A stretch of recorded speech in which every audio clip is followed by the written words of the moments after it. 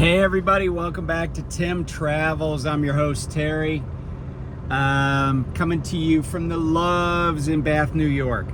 Parked next to somebody from Watsontown.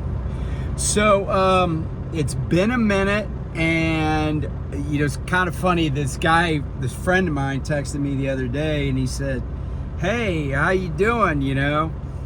And I haven't seen a video from you for a while. And I said, yeah, I just haven't felt that creative, and yeah, so I haven't felt that creative, but it's not like I haven't been paying attention to stuff. It's just that I don't know. And I haven't been working a lot either, because usually I make these videos when I'm in my truck. But I haven't been working that much because there have been different things that I've been doing. And, even some weeks where I only work like 4 days, I'll still bring home, like $1,000 for that week. And candidly, sometimes I want to do stuff more than, at home, or, do something with my wife or my family way more than I want to work. Like last week we had a friend whose son got married, and so we went to that wedding and the reception, and we stayed overnight. It was in Maryland, but it was out on the eastern shore, Kent Island to be exact, so across the bay from Annapolis. But it was like huge traffic getting out towards the beach, and it's a very nice thing and very nice event. And then we stayed in a hotel out on the eastern shore, and then schlepped our way home at some point. But that's 2 days, or probably more accurately, like at least 2 drive shifts that I otherwise would have worked. And then I had some stuff going earlier in the week, and my boss I've said this before, he's pretty laid back about stuff. So I want to talk about 2 huge trucking companies today, UPS and JB Hunt. But first I came across this, and I know people like the history sometimes. And by the way, if you tuned in for UPS and JB Hunt, get over yourself if you don't want to listen to me talk about anything but those. Go find some channel where your attention span that's really short can, be dealt with, I guess. But so I came across this piece about a word or a piece of language that is so universal that it's pretty much can be used anywhere in the world, and it originated here probably in the United States, and that is the word okay, or the abbreviation okay.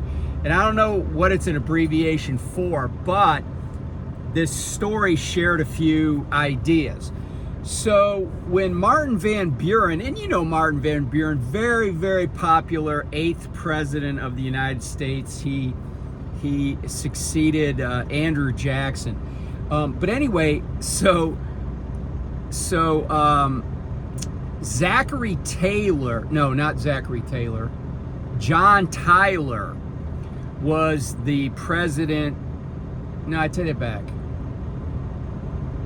So Jackson was the 7th president. Martin Van Buren was the 8th. Jackson's predecessor was John Quincy Adams, son of John Adams, 6th president. But anyway, there were a lot of politicians who had this moniker of old something. And, Jackson was known as Old Hickory. I think John Tyler, who succeeded Van Buren, was known as Old Tippecanoe from the Indian Wars. Tippecanoe, and Tyler too was his campaign phrase. Well, it turns out that Martin Van Buren, who was from from New York State, and in particular Kinderhook, New York, was known as Old Kinderhook. And so some people have hypothesized that OK came from Old Kinderhook, an abbreviation for Old Kinderhook. And it may have, but there may have been other origins of it. It was first used in a publication in the Baltimore Sun, my kind of hometown newspaper, in 1839. And then, but it got associated with Martin Van Buren. But it's widely, like when you say something's okay, even if somebody really doesn't understand English, they'll know that phrase. So it's an American original, and it's kind of like the F word, right? It could be used as a noun, it can be used as a verb, it can be used as an adjective. So it's one of those, it's one of those words. And then apparently during the space program, astronauts would say things were A-OK. And in fact, when Neil Armstrong landed on the moon, he landed on the moon, get over it. The first words uttered were okay, comma, and then they said what they needed to say to, Mission Control said what they needed to say to Neil Armstrong. But I also think, in addition to those other things that I mentioned, those other forms of speech, it's like the word it's kind of a mental pause.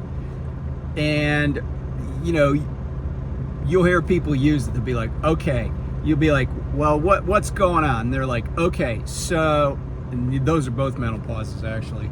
But I just thought it was kind of interesting, a little bit of background on okay. The other reason I mention okay is because in the word Coke, okay, get it? Yeah, okay. Diet Coke is okay. It's the abbreviation for the state of Oklahoma. It's the postal abbreviation, but there was also in the musical Oklahoma, Rodgers and Hammerstein wrote this. Basically, Oklahoma's okay. Although I always thought that was faint praise. It's like saying Michigan is mediocre. But anyway, enough about okay. So let's talk first about UPS. UPS, one of the largest trucking companies in the world, if not the largest. They've been around for 100 plus years, and they had a really tough negotiation a little while back with the Teamsters union. The Teamsters won a lot of concessions, but now UPS is offering buyouts to their drivers. And I got it right here on my nifty tablet. This is the actual memo. The UPS says UPS driver voluntary severance plan, the DVSP. And the reason I bring this up is because they have this big union contract that is very, very good for their drivers. But the interesting thing about this is that UPS is offering buyouts. Now, let me just, before I tell you all the particulars, if you don't already know them, let me just say a couple of things about buyouts. Way back when, during the 2008 financial crisis, two of the entities that were kind of bailed out by the government were Fannie Mae and Freddie Mac, because this was the mortgage crisis. And it just so happened that I was at MetLife when that whole thing was coming apart. And one of the jobs I had was we would reach out to people who had been laid off, but whose companies had MetLife Group benefits, and in particular MetLife Group life insurance, because there was convertibility and portability on a lot of those plans. So we would reach out to people whose companies had laid them off to see if they wanted to do anything about porting that insurance or converting it to a personal policy. And, you know, essentially these were sales calls, but it was sales calls to people that had a MetLife product. So one of the things that happened, though, and I don't want to give you the wrong information, but it was either at Fannie or Freddie, I can't remember which one, but they had offered a buyout to employees when, you know, crap really hit the fan. Well, and they got bailed out by the taxpayers. And keep in mind that those are independent entities, but they're quasi-governmental entities. Unlike, say, Lehman Brothers, who didn't get bailed out by the government. Although I met some people that were at Lehman Brothers at the time that are still bitter about it. Anyway, Fannie or Freddie, one of the two, maybe both, they had offered buyouts. They had offered a huge round of buyouts. And a lot of people said, you know, I'm not going to take the buyout. I'm just going to stick around because I like working here. Well, what happened is after the buyouts, you know, were taken, then they still had too many people. And then they did not offer a second round of buyouts. They just laid people off. And, you know, maybe they gave them some severance. And by the way, let me give a shout out. Let me give a shout out to Rite Aid.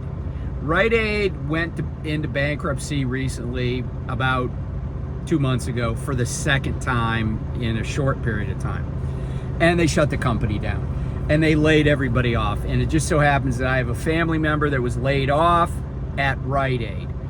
But one thing that I thought was they did a solid for the people that they were laying off was my family member got 6 weeks of severance.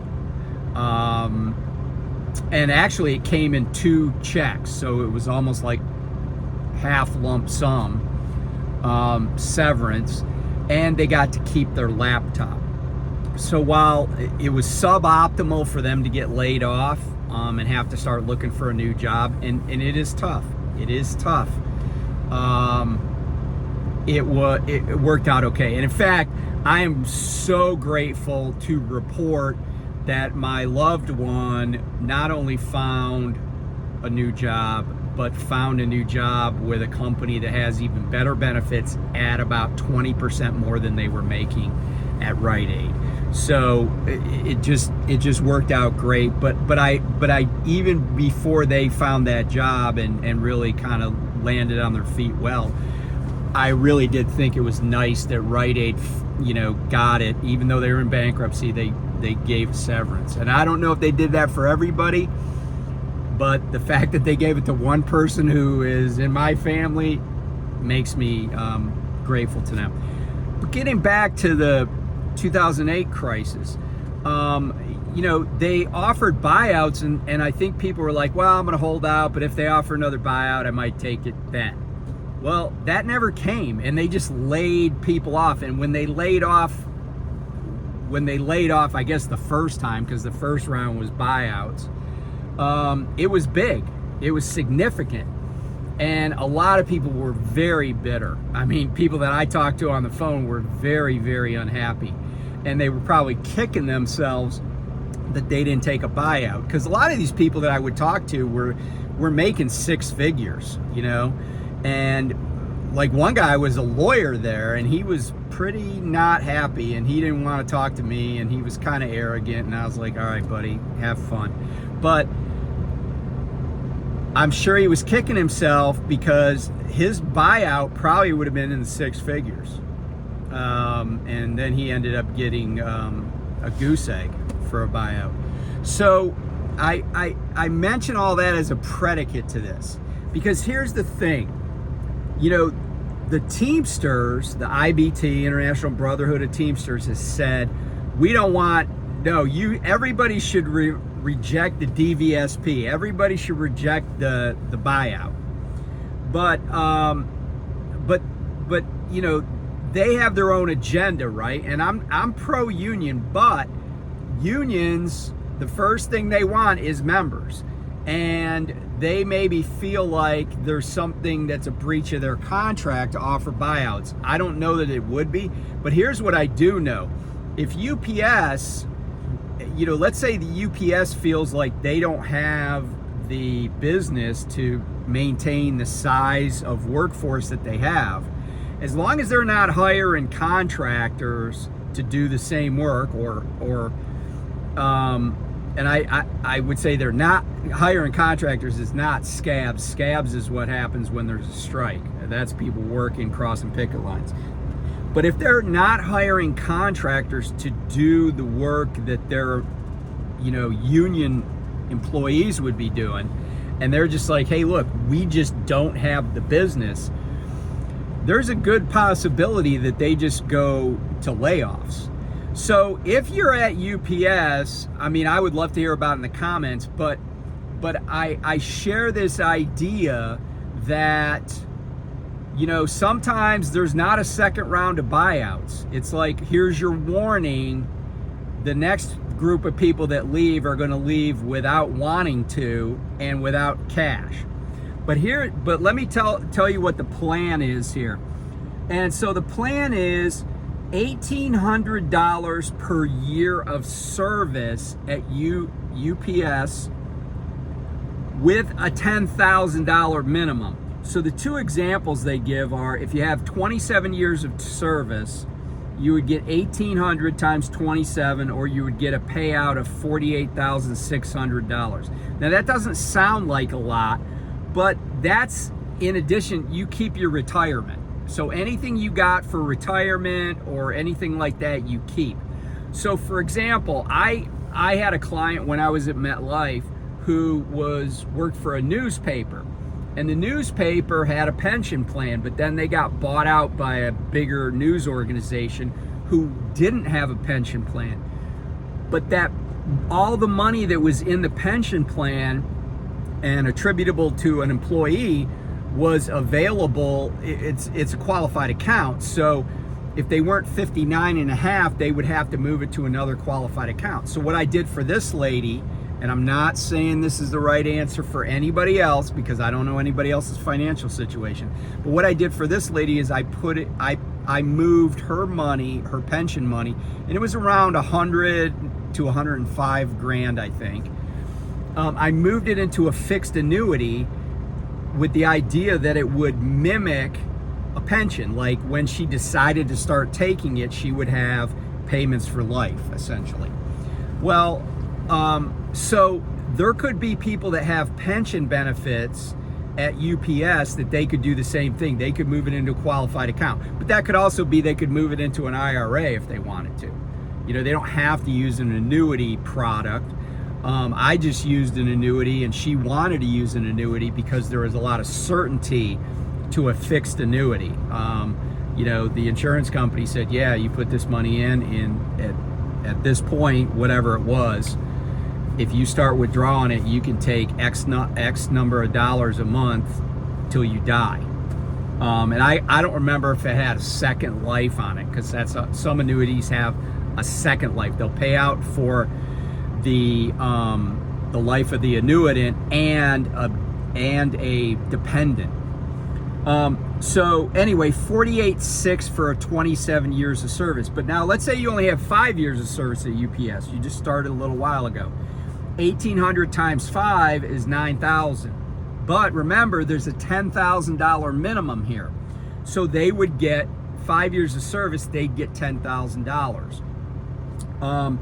And the portal for this opened on July 18th, and it closes basically at midnight, 11:59 p.m. Eastern time on July 31st. And then they will start processing the applications between August 31st and October 31st. So I would assume that if somebody hits an anniversary during that time, that anniversary would bump them up $1,800.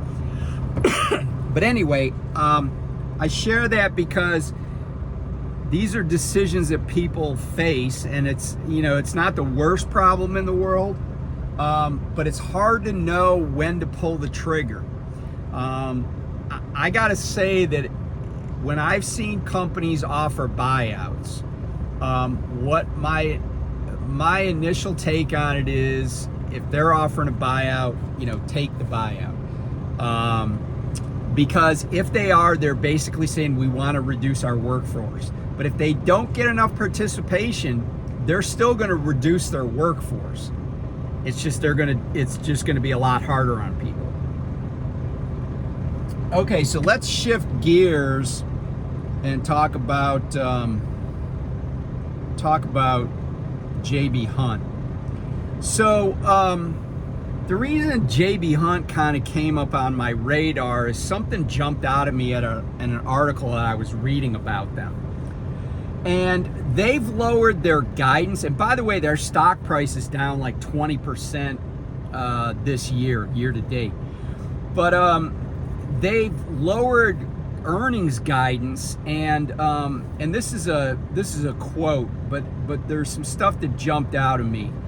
So it says, and this is quoting from the article, the lower 2025 target range fits with broader cost-cutting plans. President and CEO Shelley Simpson noted that this freight recession has been different from past downturns because if expenses haven't fallen along with revenues.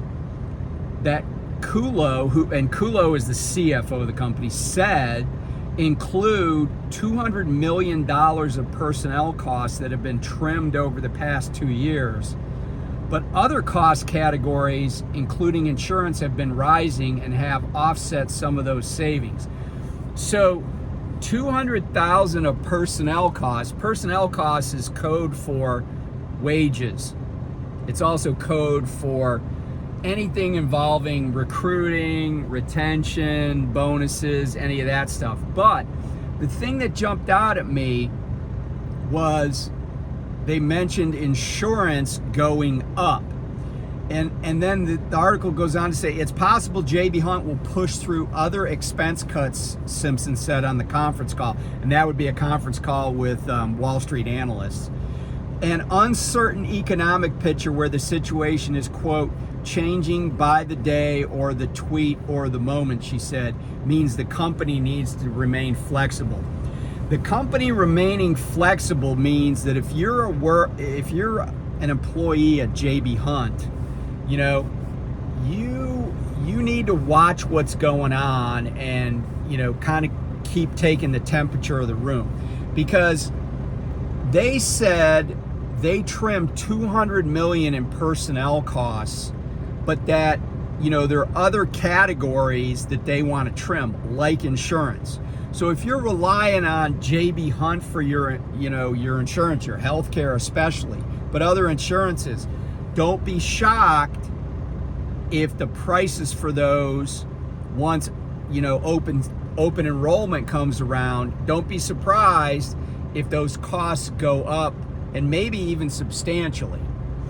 And this is another thing that we as worker bees constantly have to be concerned with. Now, JB Hunt is not a union shop, or not a union workforce in the drivers like UPS is. But people might want to think about, hey, are there things that I need to do to prepare for that? Do I need to set aside more money? Do I need to increase my health savings account contributions? I don't know. I'm not like a benefits guru, but it's worth thinking about.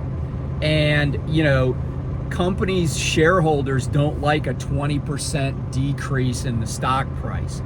They're gonna wring it out of somebody, and it's gonna be the working man or woman. It's gonna be the rank and file employees. None of these people that are quoted in these articles are taking big pay cuts. Remember what happened at Werner. Werner cut their 401k contribution to zero the very same day they declared a dividend on their common stock. Don't think for 1 second JB Hunt didn't notice that. The CFO at JB Hunt didn't notice that. So if you're at JB Hunt, I'm not saying it's a bad job. I'm not saying it's a bad company. I mean, they're huge, so people have lots of opinions about them, just like they do about Prime or any other huge company. But if you're there, just know that the people that are at the very top of the food chain at your company are talking about the fact that you are costing them a lot of money. And they want to keep the shareholders happy more than they want to make sure that you have, affordable health care. So that's not okay, but it is the reality of the world today. And for any of you that still have doubts about who matters in this country, I don't know what other evidence you need. I don't see, there are very, very few big companies, especially if they're publicly traded, that do a good job of taking care of their employees. And when I say very few, I don't mean there aren't dozens, but this is out of thousands, tens of thousands of employers, and my company, I've said it before, I like what I do. I like my driver manager. He's a good dude. He takes care of me, but that's where it ends. I'm very, very fortunate. I have great medical benefits that cost me almost nothing. I mean, compared to what most people have to endure. And I don't forget that. I don't, a lot of days I'm like, man, I have no idea what I'd be doing. I have no idea what it'd be costing me. I haven't had, there has not been a day in my actually, I can't remember a day in my whole life where somebody was like, oh yeah, you don't have insurance or you're gonna have to pay out of pocket. Because when I was a kid, my dad was a union guy. If I needed to go to the doctor, I went to the doctor. If I needed to go to the emergency room, and my brother's to blame for a lot of those trips, I went. I had dental, I always got to go to the dentist, the optometrist. I've never not had that. Never not had that. And I recognize how fortunate I've been. And I wish that was true for everybody. I really do. But anyway, thanks for watching. Keep your eyes peeled and your ears open, because there are a lot of things that are going on that are nefarious, that are secretive, that are underhanded. Sometimes it's just happening to us, on a micro level, like at our company, the company we work for, and some of it's happening to us on a macro level, like what the government's doing, tax breaks for people that are already insanely wealthy, getting more tax breaks. And by the way, there's no trickle down economics. It's a myth. That is a myth. Moon landings, probably not a myth. Trickle down economics, a myth. And don't let anybody tell you otherwise, because trickle down economics is just their way of saying you're lucky that we are hiring you. So anyway, I'll get off my soapbox. Be safe, stay cool, because man, the whole eastern half of the United States is super warm. It's like 90 degrees here, so it's pretty warm. So anyway, take care. Talk to you soon. Bye.